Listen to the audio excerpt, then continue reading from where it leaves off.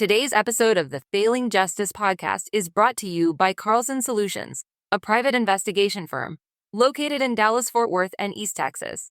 We specialize in a wide range of investigations, including background checks, surveillance, defense case investigations, and more. For professional, discreet services you can trust, visit us at carlsonsolutions.net. Yo, failing justice, a movement on the rise. Former law enforcers now breaking ties. Unique perspectives where commitment lies. Upholding justice against the lows and highs. From the beat to the streets, we pave the way. Challenging the system every single day. No acceptance of the status quo, we say. This is failing justice. Let's slay. Welcome to the Failing Justice podcast. I am your host, as always, Justin Carlson. I just want to thank each and every one of you for tuning in. This show has been it's grown, and I am happy on the journey that I'm on and the trajectory of the show. And I just want to thank each and every one of you because I know I have some loyal listeners out there. And if you're new, I want to thank you for tuning in and giving Failing Justice a listen and an opportunity. I think you might find this information and content informative. And I would ask that all of you just please like us, share us, tell your friends, tell your family, tell your colleagues, because we are really trying to do a good deed here at Failing Justice. And today, I like to just get right into it. I have a very special guest with me. I want to introduce him. And then what I'll do is after I introduce him, I'm going to turn it over to him because I always say the best way to do an introduction is let that person introduce themselves. But I have Jermaine Archer with me today.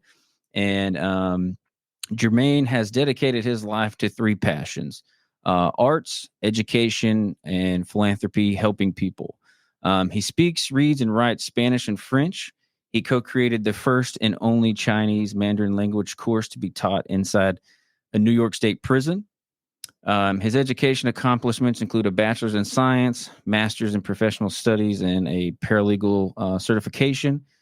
As a sentence mitigation paralegal for the Legal Aid Society of Westchester County, he located programs and services deemed necessary by the courts to mitigate clients' sentences and prides himself on never failing to keep a client out of jail or prison. He later joined a national foundation that supports community-based organizations working to end the over-criminalization of Black and Brown communities. And after serving 22 years in prison for a crime he did not commit, Jermaine had his wrongful conviction overturned. In his personal time, Jermaine is proud to serve on the board of directors for Rehabilitation Through the Arts, a program that helped him cope with his wrongful incarceration, and regularly conducts Know Your Rights training for justice-impacted youths. Jermaine, if I got anything wrong, my friend, I want you to correct it.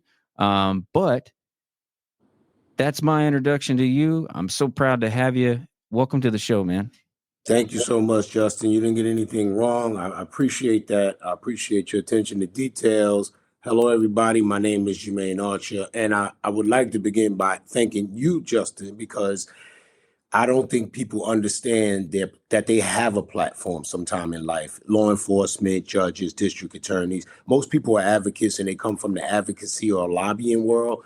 But I think as a part of the system, whatever that may be, public defender, people have platforms. And for you to take this and understand this work and what's going on in this world and decide to become a voice for change, I commend you. It's not too many people I've seen who have certain opportunities in life and, so to speak, risk those opportunities to expose what's really going on. So I appreciate you. Thank you. No, I appreciate those kind words, Jermaine. I do look at it as an opportunity that a higher being than myself put in my lap and gave me this opportunity. And I'm a big believer that all things are connected and all things happen for a reason. And I appreciate your kind words on that front. We can talk about me anytime during this show. I don't want to take up the spotlight. I mean, because it's people like you that I really enjoy having on my show because I do have an audience that is heavy on law enforcement, heavy on prosecution, prosecutors, judges. I have a lot of people that listen to my show, and I think sometimes, and the reason I know this is fact is because it happened to me. I didn't know the other side to the legal system, the legal system that you have experienced.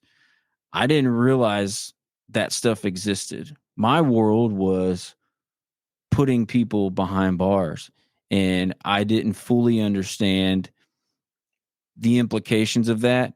Now I have to always go out and say I know there's a space for incarceration that should be there. You know, there are some people that should be there, but the things that you advocate for, or against, mass incarcerations, wrongful convictions, we were never taught that stuff as cops. And so when I got dropped into that world, my mind was blown. My entire foundation was shaken. And even to this day, I'm still learning, but it's, I'm very happy. I'm proud to be in this space. And so, tell us, Jermaine, about your journey. What first sparked your passion for what you do now? I know you probably have a pretty long, extensive journey, but kind of go into that if you would, and however you want to do that. I mean, I think it all boils back to my wrongful incarceration. So I remember one day a guy explained to me inside Sing Sing. He said, most of us don't even recognize the system until we're caught up in it, and then it's too late.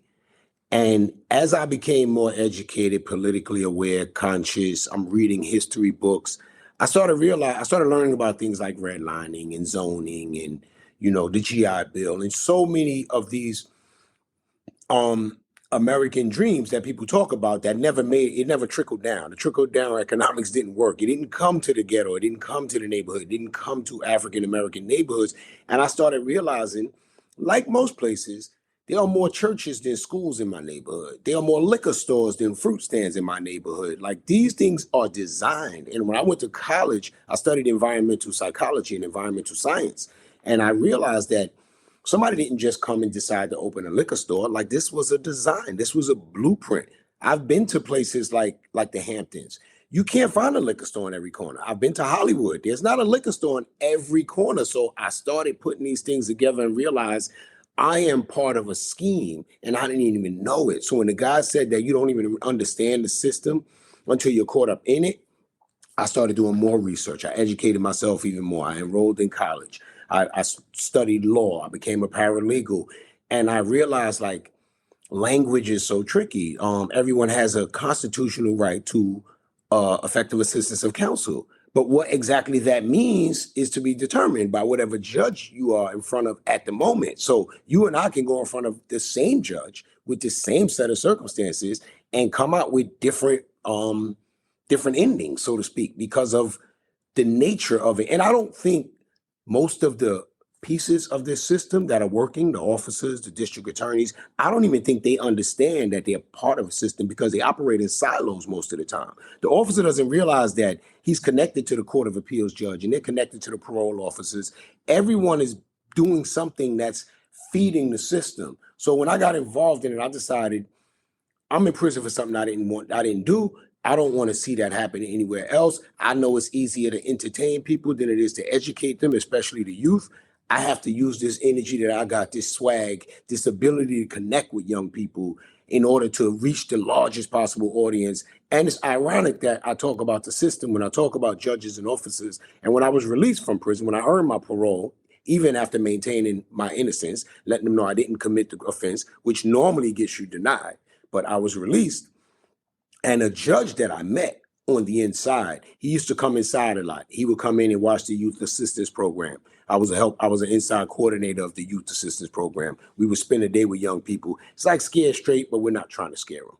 Right. And then he would come in for the college graduations and see me. I worked in the college office. I was an administrative clerk. I would be organizing and helping to run the events. And then he came in for these other events that we put on under Voices from Within. which was called Choices, Choosing Healthier Options in Confronting Every Situation. And he noticed every time he saw me, I was in a leadership role. So one day I'm walking down the street and I get released, and I'm walking my little dog, and the parole calls me. And of course I'm nervous because I haven't been home 3 weeks yet. Why is parole calling me? And they said that this judge called them and said for me to call this lady at a law firm, and they got a job for me. Had no idea it was going to happen, had no idea he knew I was coming home. So I used that story to show people you can make an impact on people's life. Had he not done that, I don't know where I would be today. I'm not going to say he saved my life, but he put me on a fast track. I came home, I got a job right away that I didn't even apply for, I didn't even know existed. And that allowed me to show who I am, what I can do to other people. And then I transition on to another job. I'm able to support my family. I didn't have the obstacles. And I try to explain this to a lot of people. Even if you're not going to help me, just don't get in my way. But this man went out of his way to really help me.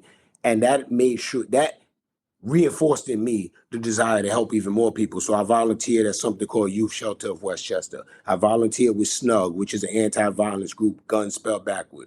I volunteered with 914 United. I volunteered with all of these Westchester-based organizations because I realized I can afford to do it now. I have a job that pays me. I can dedicate this time and these resources to making sure that these young people have a credible messenger and someone they can relate to. Not nobody that says, listen, I did 22 years, you better listen to me, I know what I'm talking about. That doesn't work. It never works in real life. So what I try to do is talk to them, connect with them, let them know I didn't get to raise my children. I didn't get to see them grow up. And I've had clients when I was at Legal Aid that would call me 4 a.m. and I would show up. And it interfered with my relationships. Because people were like, yo, you're getting too close. You got to, you just came home. And I'm like, no, I don't want to be another adult that failed them. And I've never failed a client in legal aid. No one ever went to jail or prison because I wasn't able to locate the services he or she needed. Well, that's pretty amazing. I mean, I think, would you say that your journey and the opportunities that were afforded to you, would you agree that that's pretty rare for somebody who's been incarcerated? For as long as I have been, absolutely. It is rare, the opportunities that I have. And there's 2 things that factor in heavily. One, I had family my entire incarceration. Most people don't have that for that length of time. Like, there's a big difference when you're doing time and you have love in your life. You don't get as bitter as some other people get. People, when you have nothing but chaos and uniforms, you're only dealing with people with uniforms, whether they got the incarcerated people uniforms or the staff uniform. Like, it's almost like living in the military your entire life for 20 straight years. That does something to a person. Right. I had family. I had people support me my entire incarceration. So that was huge. I had a wife that was there. I had a mother that was there. I had children. So that big. And the second part is I did my time in Sing Sing Correctional Facility. And Sing Sing is equivalent to San Quentin. There's college, there's universities, there's Carnegie Hall, there's anything you want. There's language programs, there's health programs, health education. Like, I call Sing Sing heaven and hell. There's drugs and there's sex, and you can find whatever you want. If you're looking for trouble, you can find some trouble. But if you're looking for a way to stay out of trouble, there's so many things to become. I used to say to distract myself. So I started out in the pre-college program and the HIV awareness program, and then I started teaching that program. And then I got into men's health, and I got into Osborne Connected Couples. Like, there's so many programs that I was just taking just to be busy. And I didn't realize by the time I was released, or by the time I was nearing release, all of those programs played a role in my development. Every single one, whether it was alternatives to violence, because I was able to look at the situation, I don't have to feel like someone punked me now. I can let it go, nonviolent conflict resolution. It doesn't make me soft. There were so many programs, the Rehabilitation Through the Arts program, being a member of the steering committee, actually taught me leadership skills. Just being someone giving you a title doesn't make you what they call you. You have to earn that, especially in prison. So I had to learn how to interact with people and actually earn their respect and earn their belief and earn their investment into the program. And it goes on and on. I worked in the law library and I learned law. I learned the application of law and the theory of law. And like every program I was a part of, Osborne saved my relationship with my children because I got to watch them grow up in the family center. So all of those organizations, all of those programs played a part. And that's why it was rare, because I had the family. I also had the fact that I did my time in Sing Sing, and the fact that I was wrongly convicted and determined to make something of this time. I wasn't just going to do 22 years and come home and pick back up life. I had to continue living. I learned that about 4 or 5 years in. All of this time count. And the reason I asked you that question is because you had mentioned this judge, and you and I both know, and things. This is something that I try to stress to those that I educate in my audience, is that when you get out of prison, I mean, you started before you got out of prison, but typically when somebody gets out of prison, whether they were wrongfully convicted or not, or for something they actually did, but they're trying to get out and make something of their life, opportunities aren't afforded to them. And it sounds to me like you were really blessed to have somebody within the system, okay, which we also know is rare, have somebody within the system give you an opportunity, see your potential, see your value. Because I can tell you, just especially from a former cop, former detective standpoint, so many times when cops encounter people on the street who has a past, who's been locked up, a lot of times they look at that on the wrong side. They look at it as, oh, well, this person must be up to no good. This person has a past. It's hard to get housing. It's hard to get employment. And it sounds to me that you had somebody amazing that was within the system and that had the right mindset, that justice impacted individuals are not second-class citizens, that just because they've been to prison, made a mistake, or even, were wrongfully, whatever the case may be, that just because they had been incarcerated does not mean that they can't come out of behind those walls and behind those bars and be a productive member of society. And I can tell you, I mean, I'll sit here and be vulnerable and honest. We were talking a little bit off camera. We just weren't taught that, man. I had to learn that on my own. And again, I'm so grateful that I did, because that's why I'm doing this today. It's because I'm trying to educate others that work within the system about. I would love to pick up on that thought, because a Supreme Court justice said back in like the 70s, sunlight is the best disinfectant. I feel like exposure is the best transformational aspect, or the best item that can transform people. I don't want people to get the wrong idea and think that this was a bleeding heart leftist liberal judge who was just, as we like to say, about that life. No, what happened was he was invited into the prison one time to watch the youth assistance program, because he's a sitting judge. And they invited him to come in, and he was blown away, not by how the men had transformed their lives, but by how that thought never occurred to him. He never thought, what happens after I send someone to prison? So the program is designed to keep young people, to help them make better decisions, but it also showcases what people have done with their lives in the 10, 20, 30 years they've been away. And there's a selection process. You don't just get anybody in the program. You have to fit the criteria. You have to show that you're really on that path to rehabilitation. And it kind of blew him away. And he spoke with my coordinator, the civilian, and said, you think it would be okay if I brought the district attorney in? And then he brought the district attorney in. And the district attorney, who was prosecuting people, this is the district attorney prosecuting people, said the same thing. Like, I'm used to seeing the same person I sentenced. Mm-hmm. I don't think about how they've grown and how they've matured. And the district attorney said something that blew me away, because we were actually talking at that time about Joe Biden. And I said, Joe Biden wrote the crime bill. And he said, yeah, but are you the same person you were 25 years ago?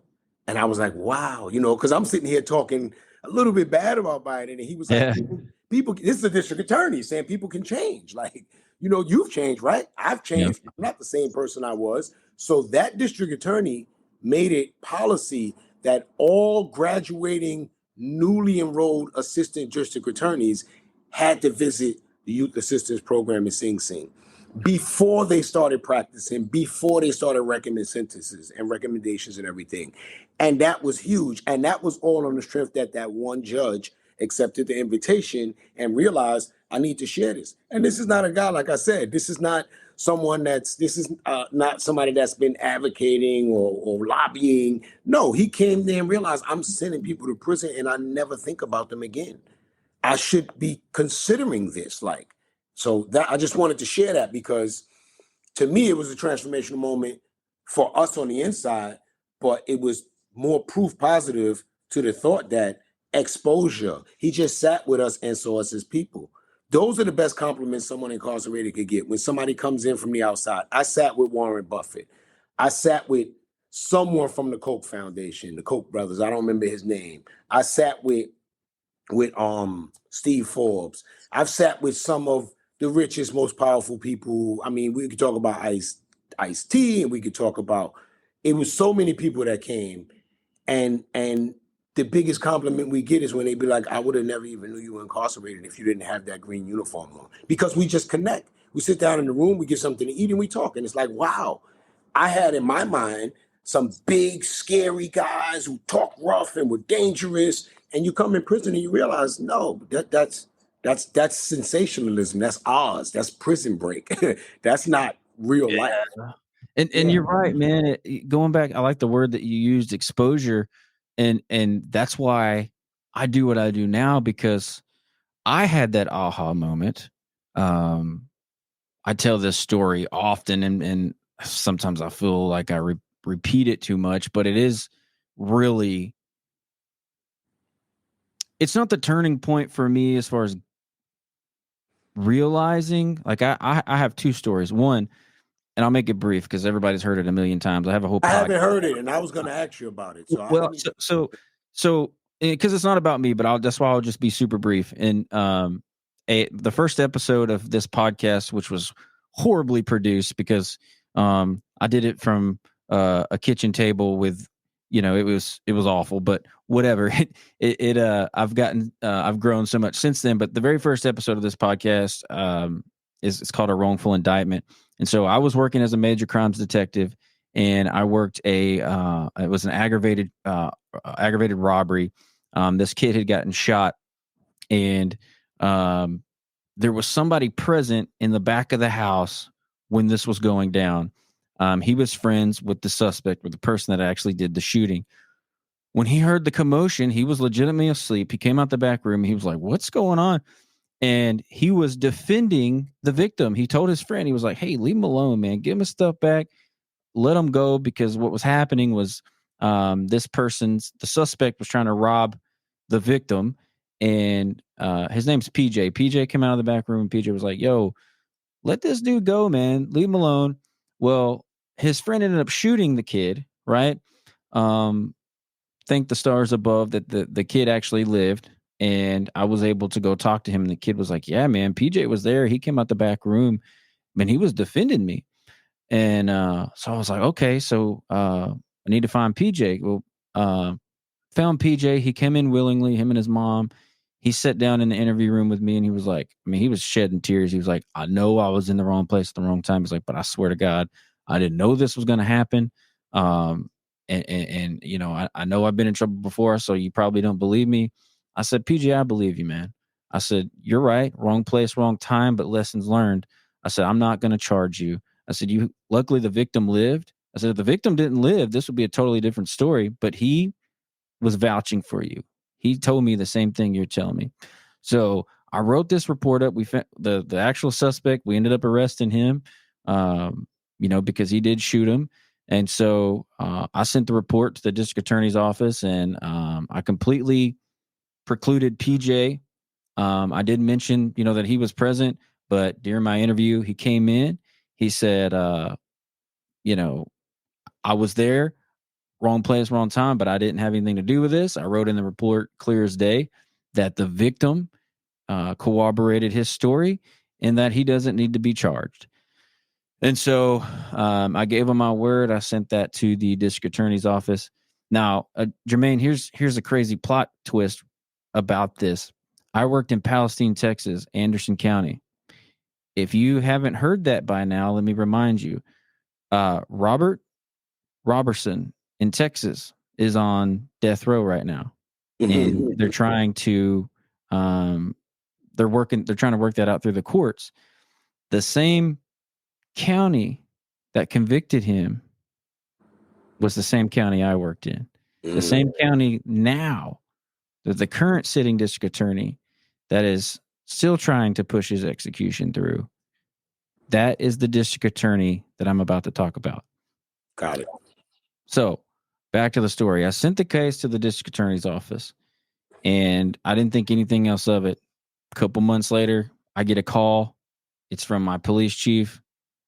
He's like, hey, you need to call the district attorney and have a conversation because PJ's mom has called. Apparently he's been arrested for an aggravated robbery, and she's saying that you said that you weren't going to charge him, but he's sitting over there right now on a grand jury indictment. So I'm just like, I'm kind of mind blown at this point, man. So I call the district attorney, and the district attorney says, you know, why did you tell this family that I wasn't going to that PJ wasn't going to be charged or indicted? I said, well, because he didn't do anything. I said, you know, you have my case file, you have everything, even my notes. I sent you everything. Because I'm just mind blown, man. I'm like, did you even read this report? Because if you read the report, how could you indict this kid? So somehow they sent this to grand jury, and somehow they indicted PJ Barksdale for an aggravated robbery when it was in black and white, and also on recording what he said, his involvement or lack thereof, and they indicted him with the victim's corroboration and yes, the arresting officer's report recommendation. absolutely. And so we're on this phone conversation. Again, I always say it mysteriously disappeared. All of our phone conversations are recorded, but it disappeared somehow.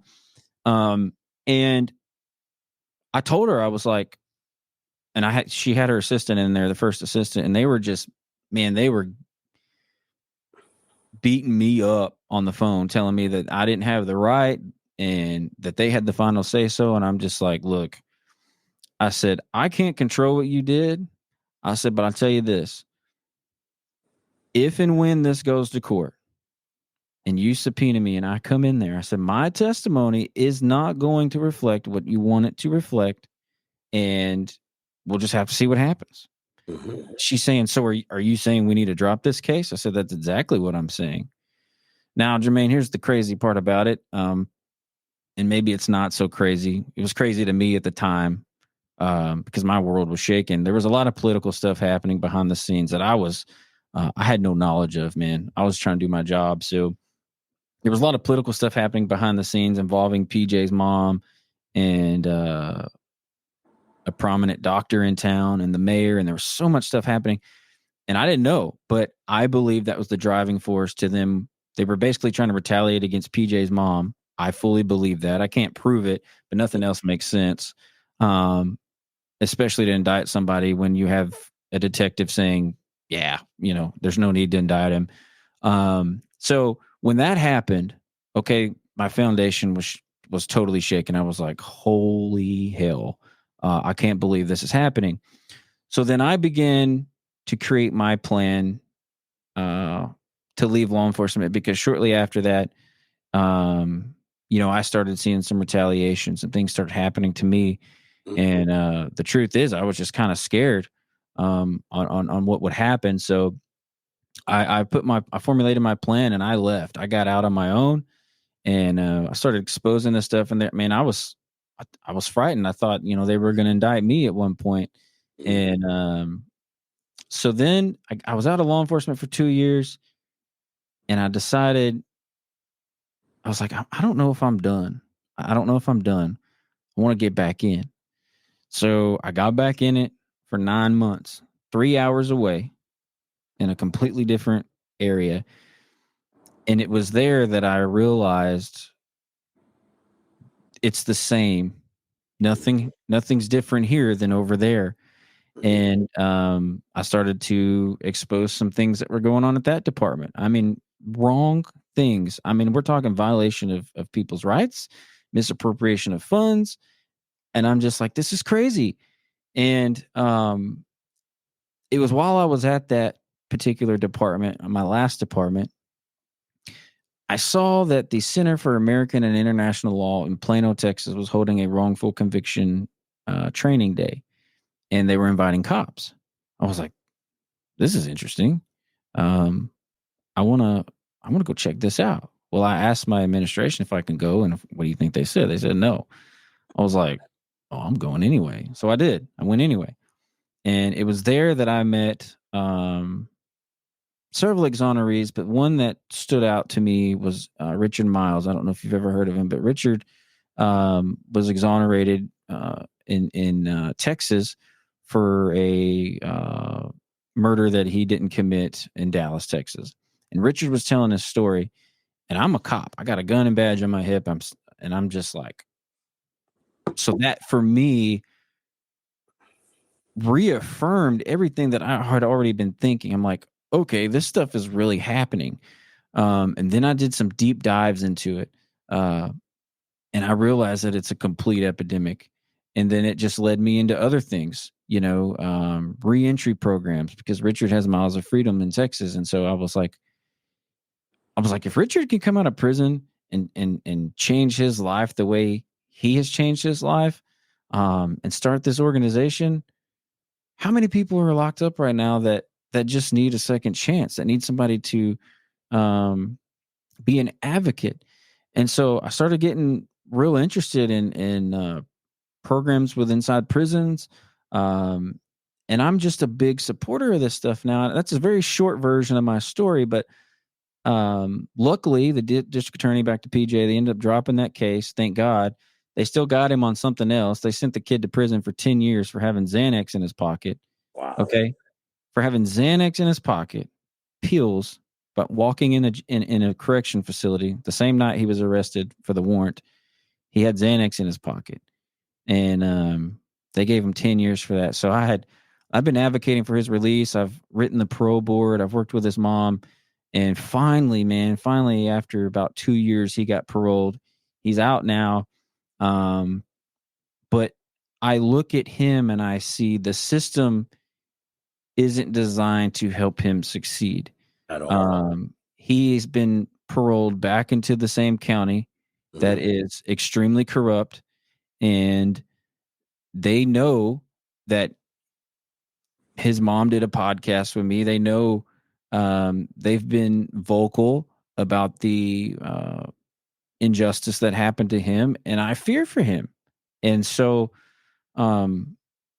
again, that's my story in a nutshell. But it's just, again, I have to commend you on stepping out on that, because I know it's not easy. I have a couple of law enforcement friends who have been retaliated. One just came home from jail for something. That I may connect you guys, but he ended up in a bar and there was a fight and somebody hit a girl and the girl's friend was with him and they got involved.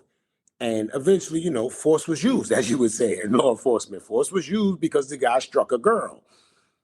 There was nothing made of it until they realized he was involved, and he had already raised some alarms about certain practices that was going on. So they looked at him as a snitch, and then they charged him. Like it was something I had never heard about before. But maybe after this we could follow up and I could connect you with him. He's still appealing his conviction. I think he got 6 months. Stuff you wouldn't believe. An officer gets into a fight with a guy who just punched a girl in a bar, and he gets convicted of assault. But it's because of what was happening. And I wanted to make a couple of points, though. One point I wanted to make was I love the name of failing justice because it calls it out. It calls it for what it is. Failing justice. When I came home from prison after 22 years, I went in when Princess Diana died, and I came home in the middle of COVID. So those are my bookings. That tells you how long I was gone. Plus, I was on the run for a year, so you got to count all that. When I came home, within 3 days, I had the opportunity to get whatever kind of gun I wanted. Literally. Didn't have a job yet. Didn't have any. I barely got my ID. All the things that are legal, weren't really available. They weren't readily available. A job, a place to live, all these things weren't available. But the guns were there, the drugs were there. I bring this up to say, I can be gone for 22 years and come home and still get my hands on either crack cocaine, heroin, or the drug of the day, whatever it is, because it's in my community, just like those liquor stores. You know what I can't get? Penicillin. Why not? If we have this drug problem, because they can control what they want to control. I can't find penicillin on the black market. I can't go get penicillin.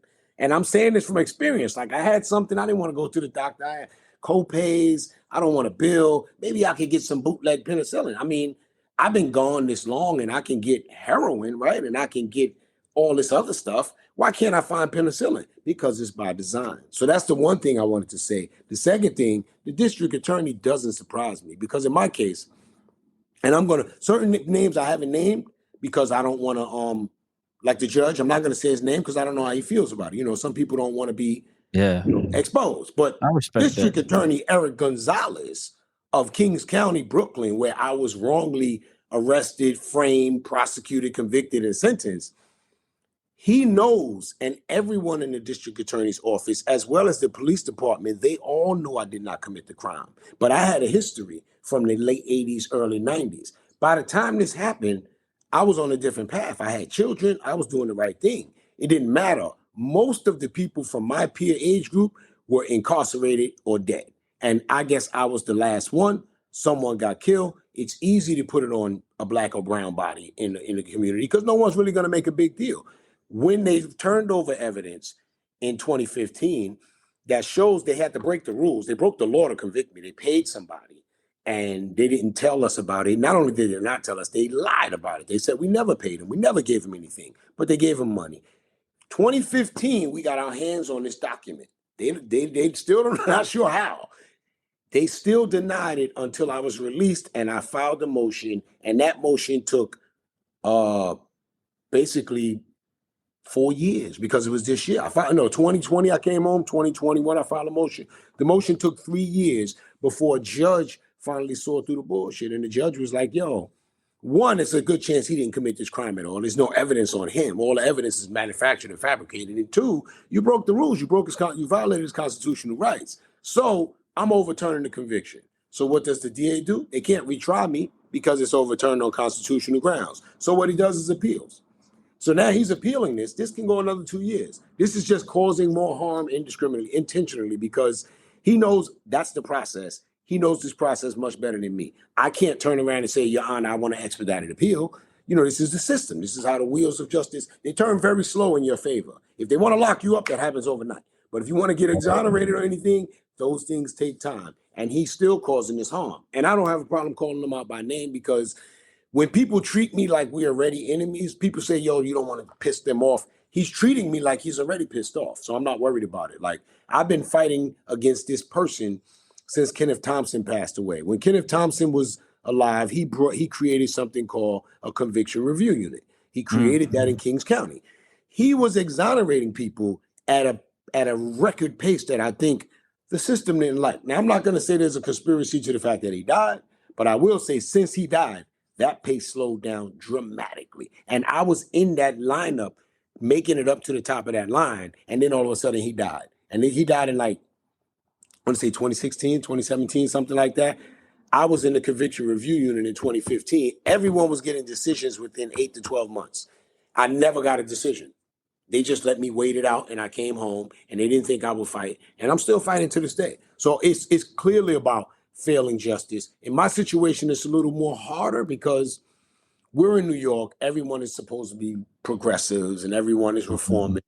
But, you know, this guy picks and chooses who he wants to exonerate, who he wants to let the conviction overturn, and who he wants to fight. And I have no reason that I can fathom in my mind why he has it against me the way he does. But everyone understands that's involved in this now. He clearly has something against you because this is unprecedented. Like, it doesn't make sense. The judge ruled on constitutional grounds. He didn't even explain his grounds for appealing. He just put in the notice of appeal to pause everything. That's all.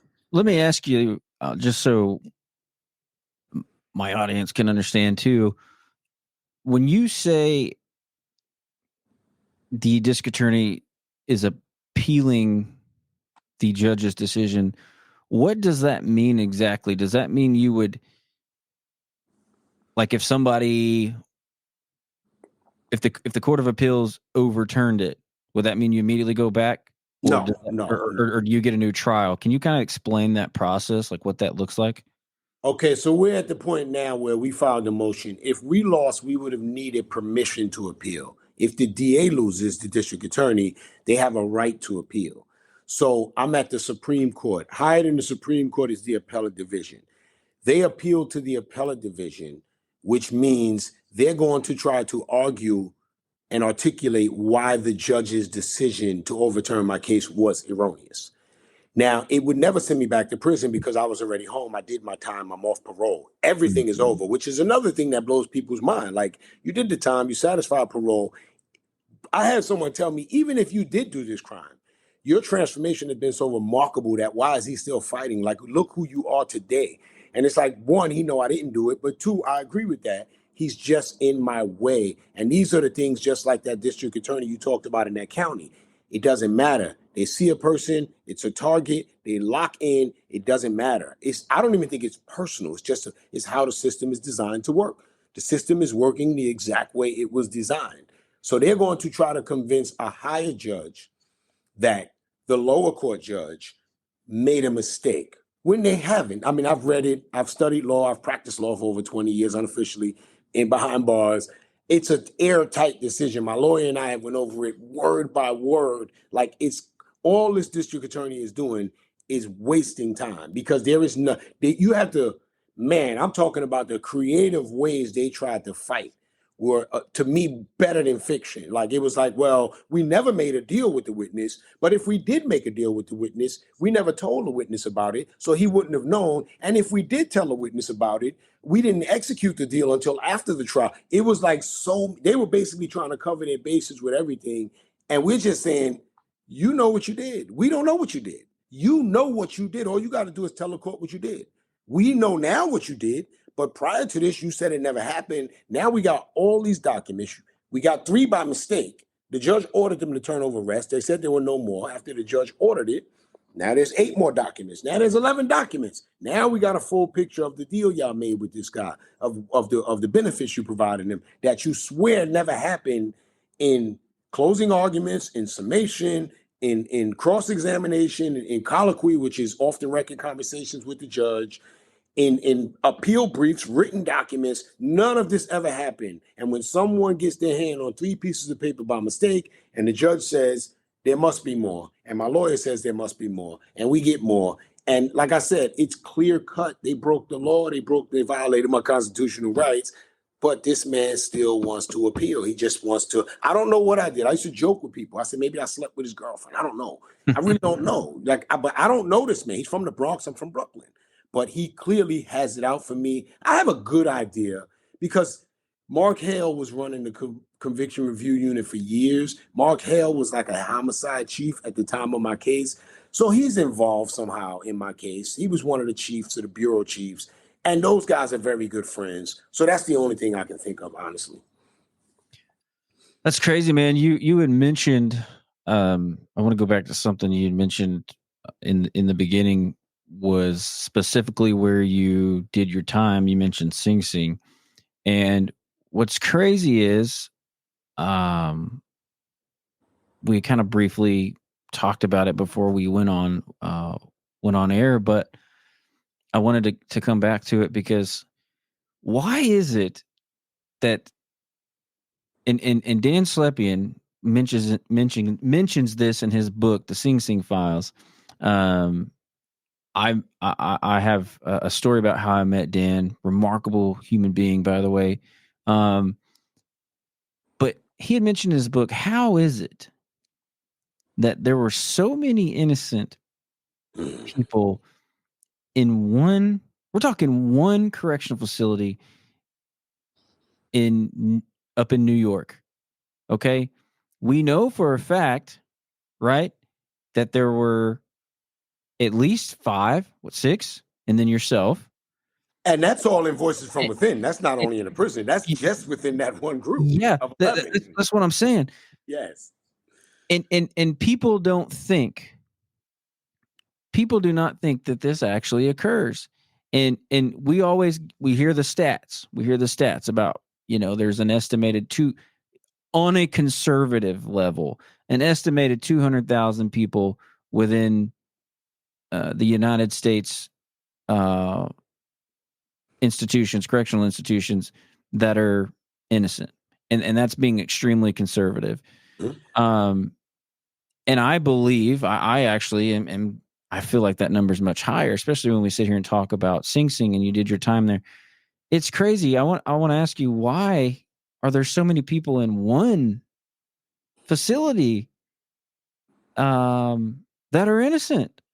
I'll tell you that the reason why you hear about Sing Sing is because it's Sing Sing, it's notoriety, it's famous, it's the prison that was in all the movies. So we get the media, we get the outlet, we get Dan Slepian, we get Lester Holt, we get all these great people that are interested in what's going on behind the wall, and they bring our stories to life.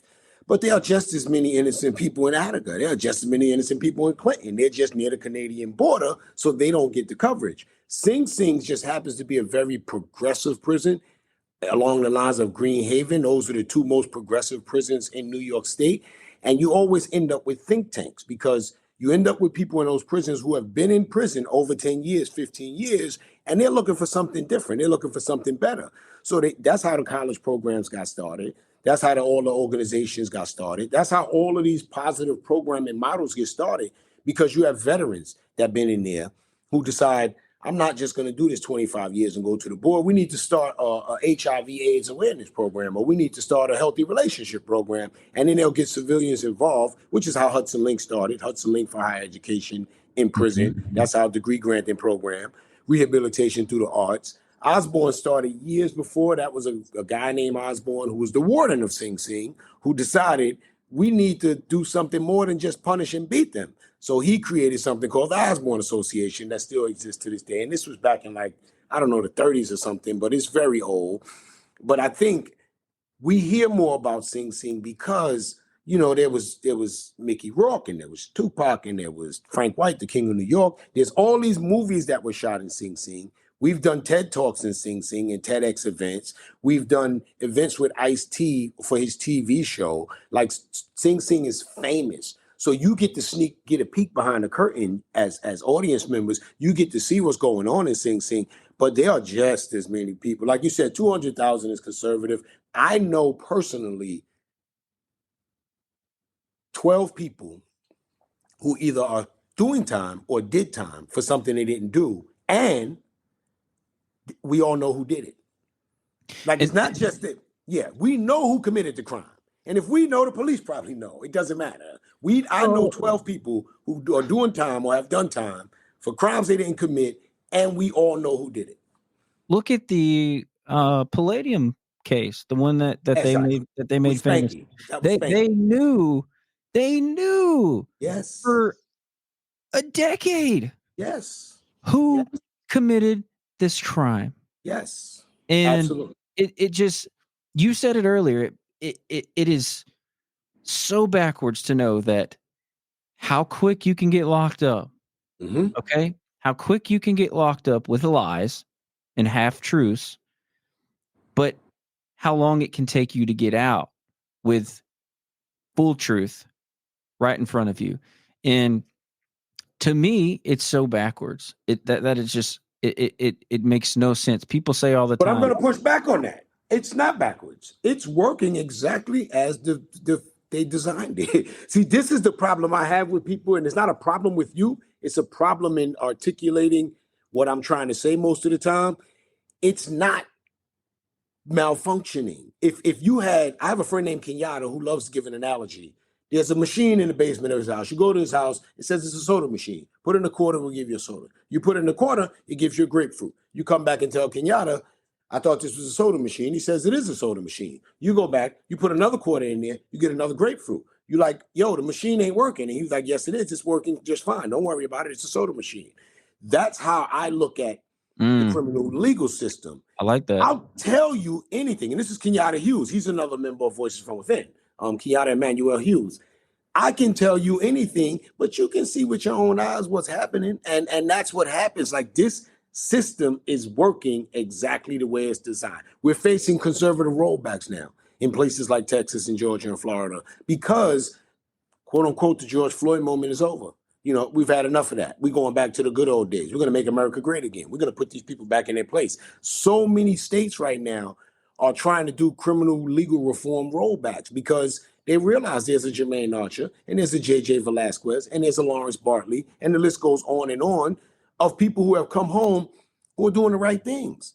And if you give all of us a chance and we all come home and do the right thing, then where's your correction officer niece going to work? Where is, this is about job security now. It's no longer about public safety. If it was about public safety, we would be talking about college and prison, which is known to know number one factor in reducing the recidivism. We'd be talking about work release for people to come home and reacclimate to society instead of doing their time and being thrown out there when it's over. But we don't talk about that. We talk about truth in sentencing. We talk about tough on crime because it's really about job security. It's not, none of those things have been known to show public safety. The police officers never have to demonstrate numbers when they say we make the community safety.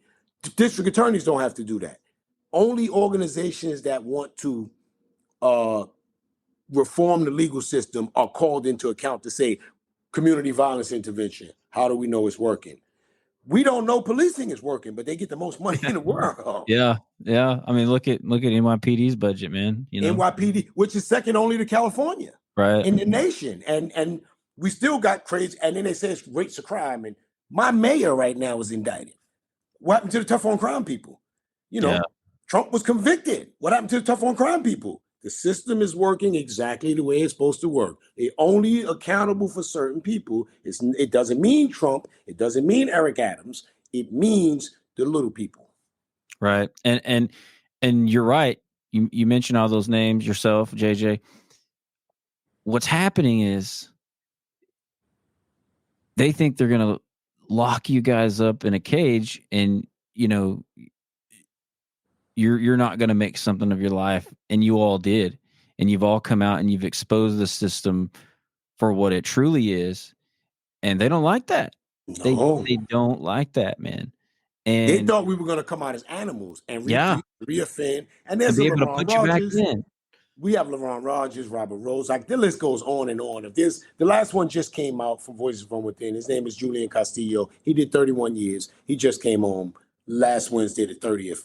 And they don't like that because they want the sensationalism. You want the parolee that tries to rape a woman in the train station. Mm-hmm. You want the guy that gets caught for conspiracy to murder that committed 2 murders back in the 80s. They want to show that, and they can't. You're showing that when we are given an opportunity and we are given the right support, whether it's by families, civilians, or volunteers, or even the staff, because we have Michael Capra, superintendent, who came in and did not interrupt all the things that Brian Fisher started. Brian Fisher was the superintendent of Sing Sing when all of these programs started. He became the commissioner and sent Michael Capra to become the superintendent of Sing Sing to make sure, because that's his baby, that's his project. He doesn't want another superintendent to come in. He also knew Michael Capra came from security. He used to be a deputy security and a captain. Superintendent Fisher wasn't that. He was a civilian. So he said, I need someone that the rank and file is going to respect. So he put Michael Capra in there, and they allowed all these things to continue. I don't know what's going on now because COVID interrupted a lot of things and took away a lot of programs. And one thing we learned from docs is when they take a program away, you got to fight. It's hard to get it back. So I don't know what's going to happen with that. But you're right. We are successful, and they are not liking it. Well, I just, man, you're such an inspiration to me. I will say just me personally, because every time I talk to somebody that's been in prison, that's come out and changed their life, it just, for me, especially, I say it all the time. I mean, policing is its own world. I hate to use the word sometimes because I don't like to blanket.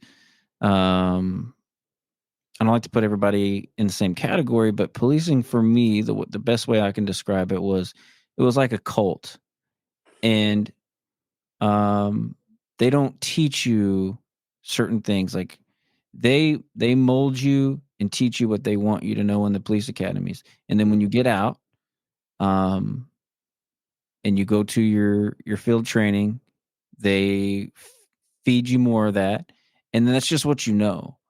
And that's how I was, man. That's all I knew. I was 18 years old when I first got into law enforcement. I was young, impressionable, and that's what I was fed, and that's all I knew. And for many years, man, I was involved in that, and I just didn't see this side of things. And I'll tell you, I mean, so many people think I'm crazy for doing what I do now. Think, oh, these guys deserve a second chance. What are you talking about? Programs in prison. And I'm like, listen, man, even if somebody went to prison for something they legitimately did, why? And especially Christians, man. This is one thing that blows my mind about Christians, because I grew up a Christian. I was around Christianity my entire life, and I'm in an area where Christianity is booming, right? We talk about second chances and, how Jesus gave people second chances. My thought process is, why aren't we doing the same? You claim to be a Christian. You put your tie on. You go to church on Sunday morning and you raise your hand and praise the Lord. Why is second chances not afforded to those that have been locked up, who have paid their debt to society? And that's what this was all foreign to me. And I'm learning so much through my journey and talking to people like you, JJ Velasquez, Dan Slepian, Richard Miles, Tyrone Day, all these people that I have just come in contact with. And I'm so grateful, because I say this all the time too, is that people like you are my newfound heroes. I used to look at other people as heroes, like detectives who had the highest crimes that were solved, and cases that were solved, or convictions. And I'm like, well, that's all fine and dandy, especially if somebody needs it. There's a whole nother side to this that people just don't realize is there. And that's why I just, and I'm so thankful for people like you. And I think it's amazing that you have this background and this story, and now this platform to be able to stand up and tell this story. I'm just thankful, man, and I applaud you for that. So let me ask you this: going forward, I know obviously you're dealing with your the appeals process and all that, but as far as your actual work that you're doing, if somebody wanted to become involved, help you out, or even just get in touch with you, how do they do that? Well, you can find me on Instagram at the real Jermaine Archer. The real Jermaine Archer on Instagram.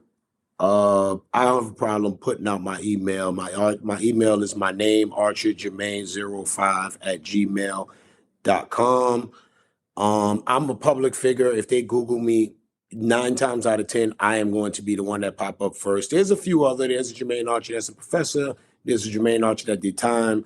But especially if they want to know a little bit more about me, they can Google Jermaine Archer TED Talk, and that'll lead them directly to me. And I did a TED Talk while I was in prison, and that'll also have links and everything, and they'll be able to connect with me. I want to say in my closing remark that I have to lift you up again, because this is something I have conversations with a lot of people about. I'm doing this work out of necessity. Like, this work impacts my life, my nephew's life, and everyone around me. I'm doing this work because I am directly impacted by this system, and I'll give my life to, upend it, so to speak, to bring about fairness and equity. I dedicate the rest of my life to bringing about equity. When I see someone else, I generally make sure I lift up that person who has done this by choice, because yes, what affected you is not going to affect everybody in your position. Your heartstrings were pulled. You realized it was unfair. You made a choice. A lot of people would just feel like, I'm just going to mind my business and go along. This is my career. This is what I'm going to do. I don't believe every cop is good. I don't believe every cop is bad.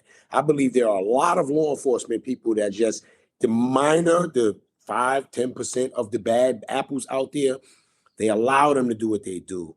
and including the administrators, because they don't want to bring attention to themselves. They're not willing to be a martyr. So I'm going to do everything the right way, but I'm not. And I see that with a lot of correction officers inside. So when I see someone that takes a stand and says, you know what, this ain't right. You know what, I'm going to do, even if I can't up in the system, I'm going to do my part. I commend you for that, and I applaud you for that. This won't be the last time we talk. I'm here. No, definitely not, man. I want to stay connected. And here's the deal too. I know plenty. I mean, I was around, since the time I was 18, man. Matter of fact, even before that, my family was in law enforcement. I have an uncle right now that's he's a top law enforcement official in the county that I live in. Mm-hmm. We're not super close, but I grew up around law enforcement. That's why I wanted to get in it when I was 18, was because I thought, I say this all the time too, man. Sometimes I feel like I say so many things over and over and over, but it's the truth. When I was 18, I wasn't getting in law enforcement because I wanted to help people. I was getting in it because my family was in it and I thought it was cool. So it's the wrong reasons, right? Mm-hmm. But over time, as I matured and I grew, my reasons started to change and they became the right reasons. But one thing is that when somebody stands up against a system, whether it doesn't matter, even if you have a uniform on and patches and badges, they're coming after you, man. I can tell you that because and what happens is they know that. Mm-hmm. Everybody in the system, specifically speaking cops, because that's the world I came from, they know that. They know that if they stand up and say something, that they could lose their job. They could lose their pension. Mm-hmm. And I'm not saying it's right because it's not. I'm just saying I know why cops don't stand up and say things because they've got families to feed. And I can tell you this from experience, man, this journey for me, and I'm not woe is me. I don't mean to come across that way because I didn't spend 22 years inside of a prison cell. So my story is my story, and it hurt me in my way. But what I can say is that just the little thing that happened to me, they came after me, and there's no telling, had I stayed within law enforcement, what exactly was going to happen. But these men and women, man, they stay in and they just toe the line because they know what'll happen if they say something. And I wish it were different. I wish people asked me. I was on somebody's podcast a couple weeks ago, and they said, "What is it about you that was so different?" I'm just real interested to know why it was you that stood up. And I'm like, well, I'm not special. I know several whistleblower cops, but I don't know, man. It's just something within me that if we as law enforcement officers or public officials, whether you're a judge or prosecutor, we took an oath, man. And people trust us. And I think one of the worst violations of somebody's trust is when a public official does something nefarious or malfeasant to somebody of the public. And I couldn't stand for it. And so, that's why I stood up. And again, my journey hasn't been easy, man. I've struggled. There's been times where I've wondered, hey, how am I going to put food on the table? I can't go back into law enforcement. My career is ruined. People don't take, if I try to go apply somewhere, they're going to call my previous agency. My previous agency is going to say all this stuff about me that's untrue. And, character assassination, my integrity's been questioned. But I'm pushing hard on justice reform, legal reform, and police reform. And like I said, my platform isn't big, but at least I can lay my head on my pillow at night and know that what I'm doing is the right thing. And that I can help spread awareness. And like you said at the beginning of the podcast, shine light on it, because there's just so many out there that I feel like are like me. They just don't fully realize, the impact that the system can have on somebody negatively. And that's why I wanted you on the show, man. You've got a story of perseverance, resilience. I mean, you don't have to do this fight that you're in right now, right? You even said it yourself. You've done your time. No, I have to do it because I have nephews. I have to do it. That's but that's what I'm saying. Like, you could just easily say, "Man, this is too hard." Like, oh yes, this is a lot. This is a lot of work. But I mean, you're not away from the legal battle. Yes, right. You're not only fighting for yourself, man, but you mentioned it. Your nephews. So they can grow up and fight themselves. Absolutely. And and so they don't have to fight as hard as I had to fight. Maybe I can lay down the foundation. I appreciate that so much about you, man, and having the courage to come on shows like mine and tell your story over and over and over. If you impact one person, that's kind of that's what I think when I do this. If I can just touch one person, like one cop can watch my show and say, "Dang, this stuff is real." Just like me, it took Richard Miles to stand up and I was like, wow, I already knew something was wrong, but Richard Miles is that person. That was the second aha moment for me, that I was like, okay, this is the path I'm going down. So I'm thankful for you, man, and your courage. And we're connected now, man. We're family. We are. As far as I'm concerned, and I actually look forward to maybe even connecting with you and maybe doing some programs together. Sounds like a plan. We're going to follow up. We will follow up. Let's brainstorm. Let's touch base. Just have, offline conversations and see where there's areas of alignment, see where we can figure some things out, whether it's online, whether it's Texas, whether it's New York, whether it's bringing in more people. Like, we can just start talking about it and see where it's like, I'm sure when you walked out, you weren't sure this is what you wanted to do. Things happen organically. So I think we just have an organic conversation, coffee, whiskey, whatever. Just have a talk one day and just figure out, where we going unofficial. Because I think most great ideas come from unofficial conversations, in my experience anyway. It's just like, just have a chat. Let's just have a conversation and then something to come up. Want to thank each and every one of you for joining the Failing Justice podcast. What a great story with Jermaine Archer. Did time in Sing Sing Correctional Facility for a crime he didn't commit. Still fighting that even after his release. And these are just such amazing people that I am just proud to know and happy to have on the show. As I've always said, please like our show, share it, tell your friends, tell your colleagues, tell your family members. And if anybody's listening to this and you have been impacted negatively by the criminal legal system, and you have a story to tell, contact us, failingjustice.org. You can reach us. You can see below the screen, failingjustice.org, on all social media platforms at failing1justice. And you can follow me personally at fj.founder. So again, thanks for tuning in, and we'll see you guys next time. It's not just an organization, it's a call to action. Join us on this journey, satisfaction. Dismantle barriers, build with passion. For a future with justice, it's not a fraction. Yeah, failing justice.